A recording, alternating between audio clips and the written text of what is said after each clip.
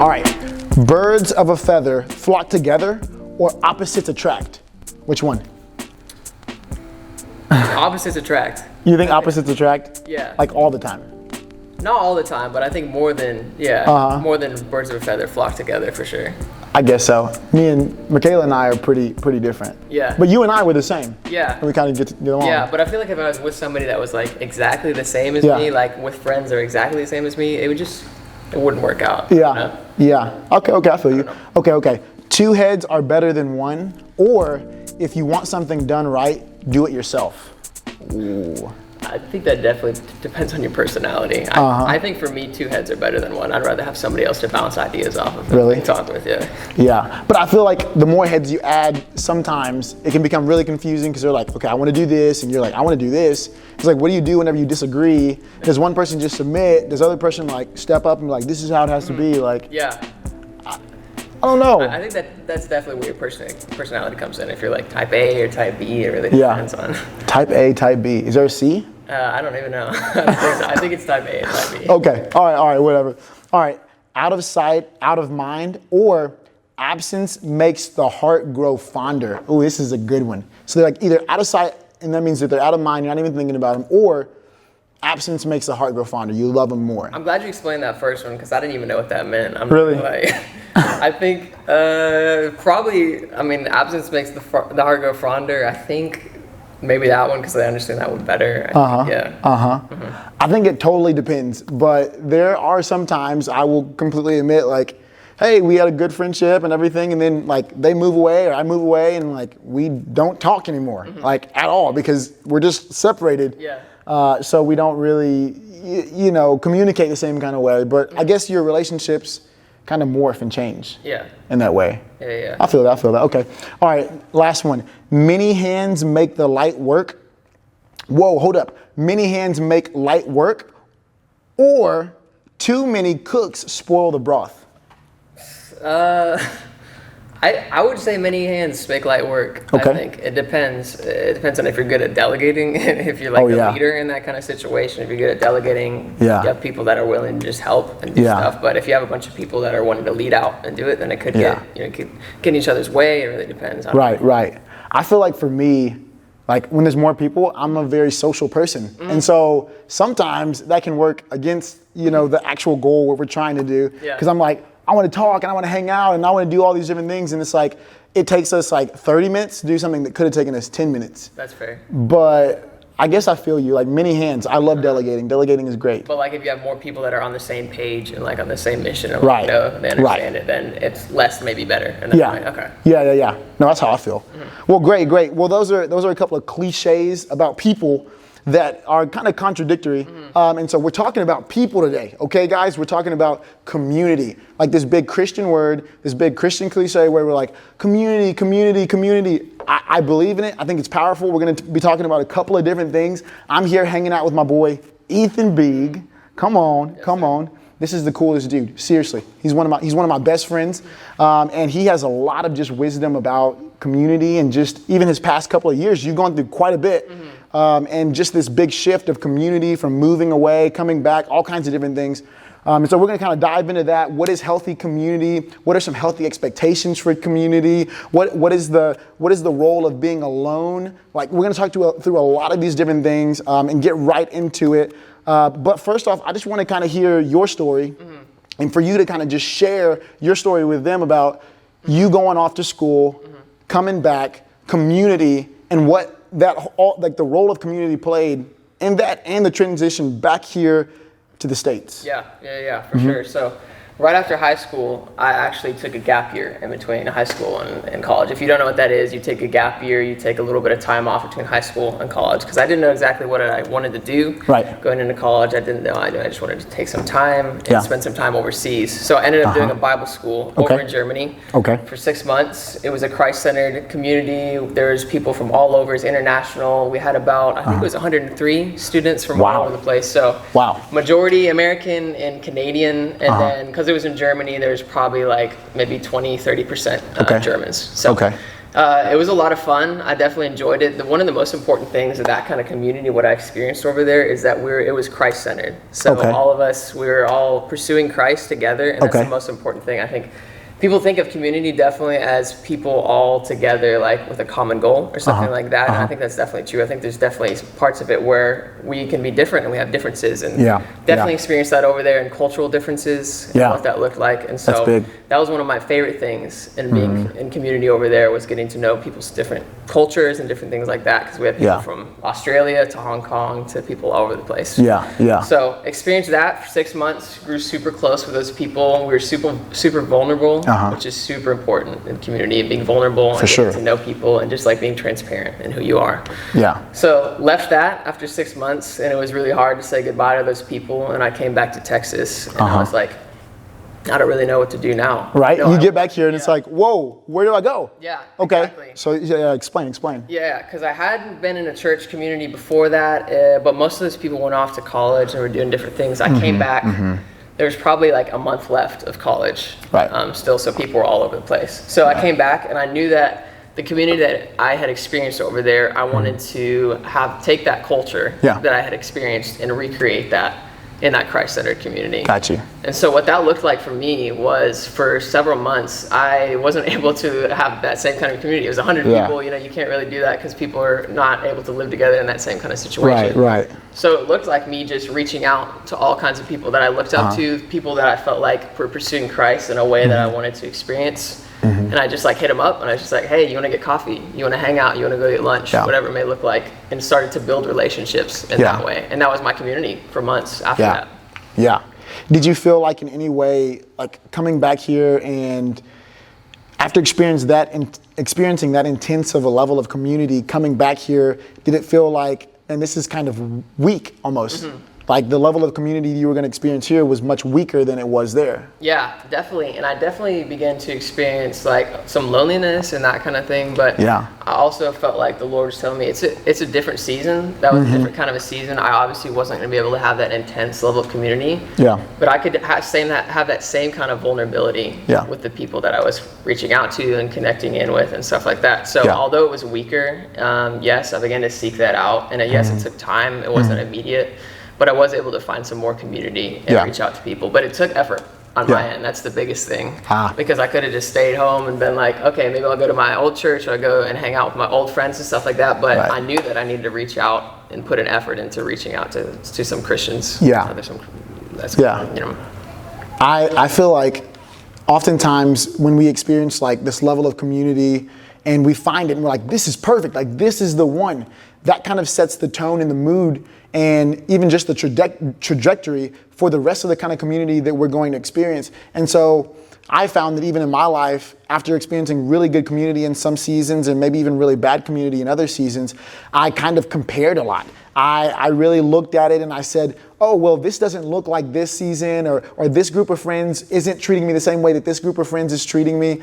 But I think that there's something so much deeper than that in community, than replicating the same thing that you had before. Like you said, there was something new for you here.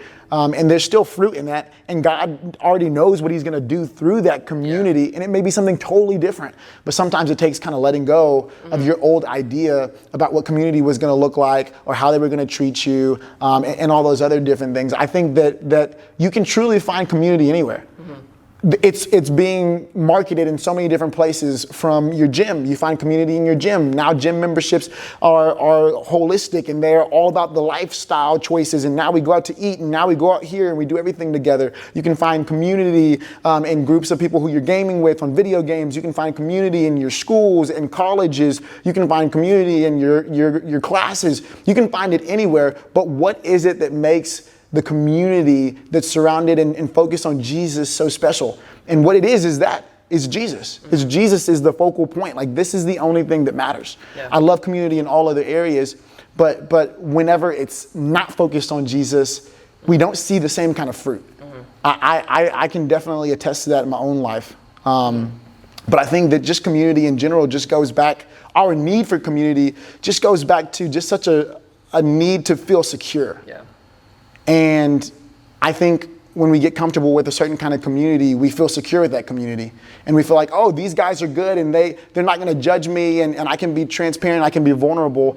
Talk to me a little bit about vulnerability and just like when you meet someone and you start to develop that community, like how do you know when you're going to start to be vulnerable or how or who you're going to be vulnerable with?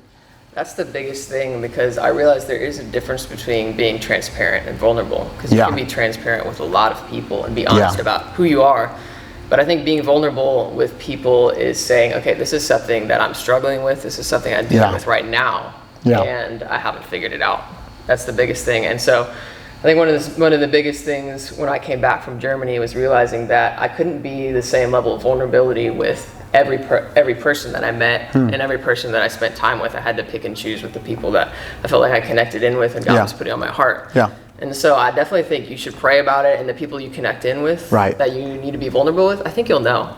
I think you'll know those kind of people that you can tell that really care about you and are going to listen to you, and that you have that same level of respect for them, that you're listening to them, you're going to hear their heart, and the same kind of thing. But there is a difference between transparency and vulnerability there. And so that's a big thing. I feel that. I think that's one thing that young adults really struggle with, is being vulnerable and knowing who to be vulnerable with, because, we carry so much even of our baggage from times that we were vulnerable before. Where people hurt us or we lost trust in a certain person. And so then we just kind of project that on the rest of our relationships. And so like each time that we lose trust in someone else or someone, someone abuses something that we were vulnerable with them with, it just seems like it pushes us further and further away, just kind of separating us and not making us or giving us the ability to be vulnerable. But I believe that that's one of the most powerful things we can do as the church. Because our vulnerability just brings us to a new place, to a place where we can actually experience the grace of God, where we can actually be honest. And so I encourage anybody to find someone, like you said, just seek that wisdom to be vulnerable with someone who loves the Lord, someone who's going to encourage you. And I know that the Lord is going to bring it. With that being said, I kind of want to, like on the same page, but switching gears a little bit, what role does our expectations in people play in community? I think that's a really big question that I've had for a long time in my life, and I've, the Lord's shown me so many things. But what about you? Yeah, I think expectations are definitely a big thing. I think you can definitely decide beforehand how you're going to interact with somebody, how you're going to go deeper with somebody. Yeah, for sure. And for me, that looked like my expectation was for a while with my friendships was that it was just naturally going to go deeper. Yeah. Because I had friendships that did that in the past where they just went deeper naturally and we just got closer. Yeah. But sometimes it's not going to do that, and it's going to take effort for you to be vulnerable, like we were just talking about. Like it's going to take effort for you to seek that out and be like, okay, let's have some deeper conversations. Like, yes, we're going to have fun.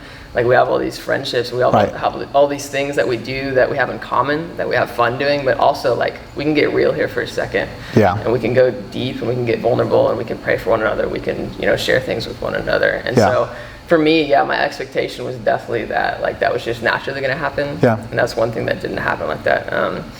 And so like, also, like I said before, I definitely, one of my expectations was that I would be able to connect in deeply with each person that I connected in with and that I sought counsel with or sought like just hanging out with and stuff like that. And you really definitely have to pick and choose, because if you're hanging out with a lot of different people, you're not going to be able to go that same level of deepness with each person, if that makes sense.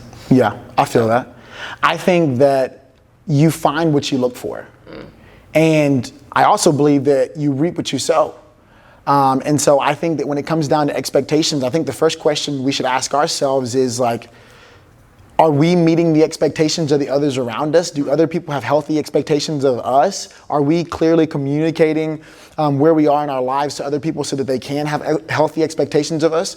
But also in the same way, be looking for people that will kind of meet some of those expectations. I remember a time in my life where I didn't really know who I was looking for, what I was looking for. And I thank God that He leads us to the right people. But there were times where I was looking for the wrong kinds of people because I didn't have any expectations. But I also think that our expectations should always be from the Lord. These shouldn't be rooted in our past, in our hurt, or in any kind of bitterness, or in anything else like that. I think they should always be rooted in the Lord, and I think that they should always be spoken. One of the biggest things that I've learned over the past couple of years, and even moving into my relationship with my wife, is that I had to share what I could be to my friends in this new season of life that I was going into. The level of communication, the time we were going to have to just hang out as bros and just be together all the time, I understood that the Lord was calling me to something so great, which is marriage. I love it so much. And I also understand that the Bible does tell us there's no greater love than to lay down your life for your brother. And so I wanted to make sure that I was loving my brothers and my friends and my community still so very well. I think that's one thing that our young adults seem to struggle with sometimes is once they get into a relationship. We've all seen it, right? Guy gets in a relationship with a girl, you don't see him ever again. Like, he's with her. He used to dress a certain way. Now he comes back, he's rocking H&M shirts and H&M pants. He's got a whole entire H&M outfit because this girl took him out and she was like, all right, let's just spend money and get you an outfit or whatever. Like, everything changes after that point. He's like, yep, I'm just attached to this girl. And you know, whether that's you, whether it's not, I think what's very important is communicating. Yeah. Communicating expectations in any kind of relationships, but especially in community. Hey, this is what I expect of you. Hey, I've told some of my friends and people that I know, I expect that you're constantly growing. We're growing together. Yeah. Not that one of us becomes stagnant. I expect you to call me out whenever the Lord calls you to call me out. I expect you to speak out and say, hey, Sam, that's wrong, and not just let me do whatever I'm doing. I think these are some of the expectations that I've learned, but in that, I know that I have to communicate. I know that I have to communicate. Yeah. So talk to me a little bit about the role that maybe some people would classify as loneliness, but knowing you, I see it as intentionally getting alone with the Lord. Yeah.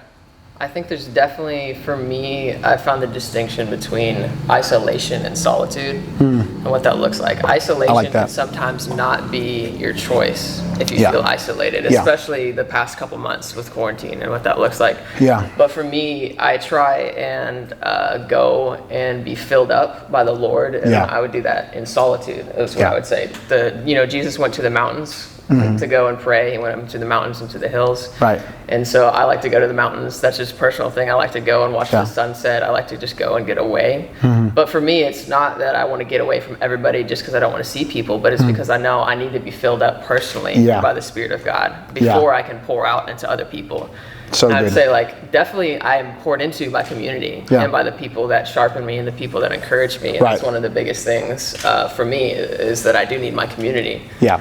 But number one is the Spirit and spending time with God personally. And so I can only do that in solitude. I can't do that, when I'm surrounded by noise and around all the people. Yeah. So sometimes it may look like loneliness to other people because I'm going off and doing my own thing. Yeah. But I know that for me, it's a personal choice. Yeah. Solitude. I'm going and spending time with God the Father. And He's pouring into me. So. Yeah. The other week, I hit you up and you were like in Oklahoma. Yeah. You just up and drove, and I was like, hey man, what are you doing? Like, you're up in Oklahoma. Are you okay? Like, is this some, like, I don't know what you're doing, but it's the closest mountains nearby. So. See, he just got in the car and drove for how many hours? It was like 3 hours. 3 hours by himself. And I'm like, wow, dude, like, that's cool. But you were spending time with the Lord. Yeah. I love that. I needed to get away a little bit. Good. I think you have to be able to acknowledge that and be able to know that we as leaders, we as young adults in the places that we're going to be in, we are leaders. God has called us to lead every single place that we're in. And you see constantly in history, but it's specifically in the Bible, that some of the greatest leaders and prophets, they found themselves in places where they were alone. They found themselves in places where they were the only ones who chose not to eat or drink whatever the other people were drinking, such as Daniel. You find them doing things that are separated from the rest of society. And I think that we've just got to kind of know that as leaders, there's going to be some times in our lives where we're going to be or even feel isolated, but it's so much more than that. It's a greater call. We're set apart. And I think that that's something we have got to acknowledge and just kind of know in our hearts. And so one last question for you. I have a question. It is, how do you know if a relationship is fruitful or impactful in your life? Yeah, for me, I think it really is based on if I feel like I'm being filled up by the other person. I know that's kind of like ambiguous and you don't know totally what that means, but really just like do I feel like the other person draws me closer to Right. God? Right. Whether it's a singular person or a community, do I feel like I'm being closer to God with them? Do I feel like they're calling out the image of God within me? You know, we all are image bearers of God. I love that. So are they calling out the image of God in us, our giftings, our callings, and encouraging us and calling us out? Yes, there's time for fun and laughter and joy and all that, but do I feel like I'm being filled up? Do I feel like I'm leaving exhausted, or do I feel like I'm leaving encouraged? That's really the biggest thing for me, honestly. Yeah. Well, that's good, man. Well, I think that we should all seek fruitful relationships. And that is really tough because some people in a specific season of my life have been fruitful to me, and then in other seasons of my life, they haven't. And that's so tough, but I love that when you're leaving away from, do you feel like you're depleted? Do you feel like you're encouraged? Do you feel like, man, I'm just really spurred on to be more like Jesus? And so I want to take a moment. I just want to pray for everybody. God, we adore you. We love you. We thank you that you created us to live in community. We thank you that you are so intentional with us, God, that you set the example for how we do relationships, for how we love one another. God, I pray that we would follow in your lead. We would know that, God, you bring people together. You don't divide people. You're not the cause of disunity, God. We just so believe. I'm praying for every single person out there who is seeking after good community that's fruitful. And I'm praying that you would give it to them, Lord. Lord, we love you and we thank you. In your name we pray. Amen.